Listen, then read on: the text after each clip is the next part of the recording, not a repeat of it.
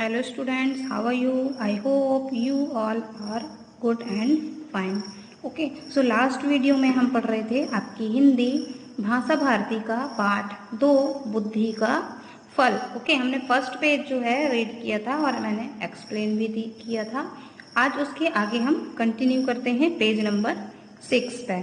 Okay, so next is जो बीरबल था, है ना, आपने पढ़ा होगा कि बीरबल ने जो उस बुद्धि का फल लाने के लिए उसकी व्यवस्था करने के लिए अपने एक नौकर को उन्होंने आज्ञा दी थी कि उन्होंने अपने नौकर को आदेश दिया था कि वो एक छोटे मुंह वाले मिट्टी के वैसे ही 5 घड़ों की व्यवस्था करे। तो नौकर ने फौरन वैसे ही उनकी आज्ञा का पालन किया था। ओके, उसके बाद क्या होता है कि घड़े आते ही बीरबल अपने नौकर को कद्दू की एक बेल के पास गए, है ना। घड़े लेकर आने के बाद कहाँ गए? कद्दू की एक बेल के पास गए, है ना। कद्दू पता है ना आपको, जो एक वेजिटेबल होता है, फ्रूट्स, है ना। उन्होंने नौकर से एक घड़ा ले लिया। बीरबल ने घड़े को एक कद्दू के फूल पर उल्टा रख दिया।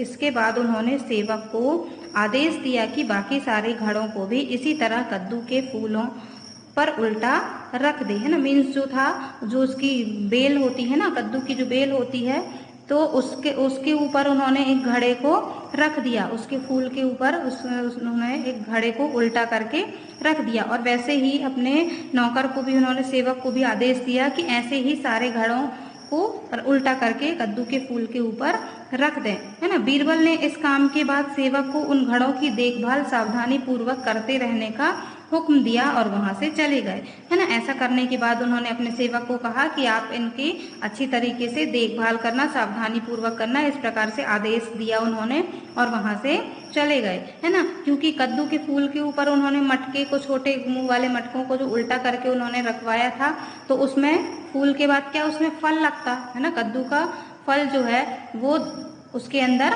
भर जाता, है ना। फिर नेक्स्ट है, बादशाह अकबर ने कुछ दिन बाद इसके बारे में पूछा तो बीरबल ने तुरंत उत्तर दिया, आलम पना, इस कार्य को हो चुका समझें, बस 2 सप्ताह का समय और चाहिए, उसके बाद पूरा घड़ा बुद्धि से लबालब भर जाएगा, है ना। जब अकबर को यह जानने की इच्छा हुई कुछ दिनों के बाद कि क्या हुआ बुद्धि के फल का, है ना, तो बीरबल ने उनका उत्तर दिया कि हे जहाँपना, आलमपना, आप इस कार्य को समझ लीजिए कि हो चुका, बस 2 सप्ताह का और समय दीजिए मुझे, और टाइम दीजिए, उसके बाद बुद्धि का घड़ा मैं आपको पूरा लबालब भर कर दूंगा, है ना। इस प्रकार से बीरबल ने उत्तर दिया। फिर है, बीरबल ने 15 दिन बाद घड़ों के स्थान पर जाकर देखा कि कद्दू के फल घड़े जितने बड़े हो गए थे। उन्होंने नौकर की प्रशंसा करते हुए कहा, तुमने अपनी जिम्मेदारी बड़ी कुशलता पूर्वक निभाई है, इसके लिए हम तुम्हें इनाम देंगे, है ना। क्योंकि कद्दू के फूलों के ऊपर जो मटके उल्टे रखवाए थे बीरबल ने,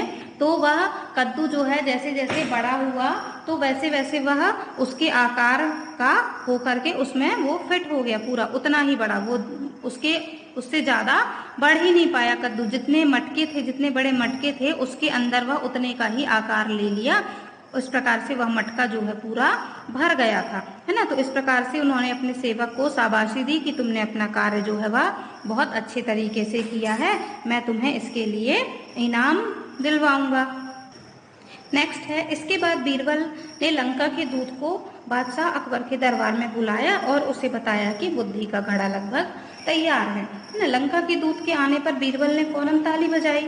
ताली की आवाज सुनते ही बीरबल का सेवक एक बड़ी थाली में घड़ा लिए हुए बड़ी शान से दरबार में हाजिर हुआ, है ना। जैसे ही बीरबल जो था, उन्होंने लंका के दूत को बुलाया कि आपका जो बुद्धि का घड़ा है वह तैयार हो चुका है। तो लंका के जो दूत थे वो जैसे ही दरबार में प्रवेश किया, उन्होंने जैसे ही दरबार में वे आए वहां पर, तो बीरबल ने वैसे ही तुरंत ताली बजवाई, है ना। ताली की आवाज सुनते ही बीरबल का जो सेवक था, जो उसका दूत था, सेवक जो था बीरबल का, जिसने घड़ों की देखभाल की थी, वह तुरंत एक बड़ी सी थाली में वो सारे घड़े लाकर बड़ी शान से उस दरबार में हाजिर हुआ, मतलब उपस्थित हुआ। Okay, now look at this picture students. ये आपको पिक्चर में दिखाई दे रहा है कि इस प्रकार से देखिए बड़ी सी थाल में जो ये घड़े थे कद्दू से भरे हुए, जिसमें उन्होंने कद्दू के फूल को तैयार किया था।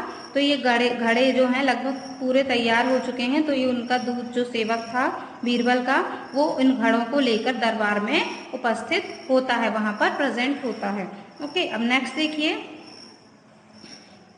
बीरबल ने घड़ा उठाया और उसे लंका के दूत के हाथ में सौंपते हुए कहा, लीजिए श्रीमान, आप इसे अपने महाराज को भेंट कर दीजिए, लेकिन एक बात अवश्य ध्यान रखिएगा कि खाली होने पर हमारा यह कीमती बर्तन हमें जैसा का तैसा वापस मिल जाना चाहिए। इसमें रखा बुद्धि का फल भी तभी प्रभावशाली साबित होगा जब इस बर्तन को कोई नुकसान न पहुंचे।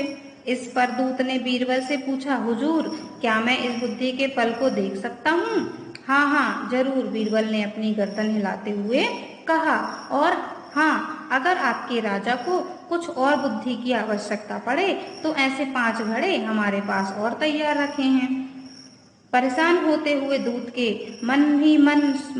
ने मन ही मन सोचा, हमारी भी मति मारी गई थी, भला हमें भी क्या सूझी। बीरबल का कोई जवाब नहीं, भला ऐसी बात मैंने सोची भी कैसे। घड़ा लेकर दूत के जाते ही बादशाह अकबर भी अपनी उत्सुकता को दबा न सके। वे फौरन बोले, उठे बीरबल, है ना, फौरन बोल उठे बीरबल, बुद्धि का फल हमें भी तो दिखाओ।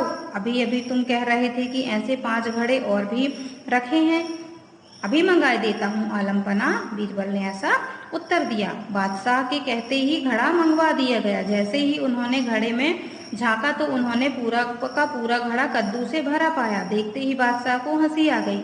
बीरबल की पीठ ठोकते हुए कहने लगे, मान गए भाई, तुमने भी बुद्धि का क्या शानदार फल पेश किया है। लगता है इसे पाकर लंका के राजा बुद्धिमान होने में तनिक भी देर नहीं लगेगी, है ना, लंका के राजा को बुद्धिमान होने में तनिक भी देर नहीं लगेगी। ओके स्टूडेंट्स, तो आप इस चैप्टर को फिर से अच्छे से रीड कीजिएगा और बाकी का जो है मैं आपको नेक्स्ट वीडियो में कंप्लीट कराऊंगी, एक्सप्लेन करूंगी। Okay, so bye bye, have a good day.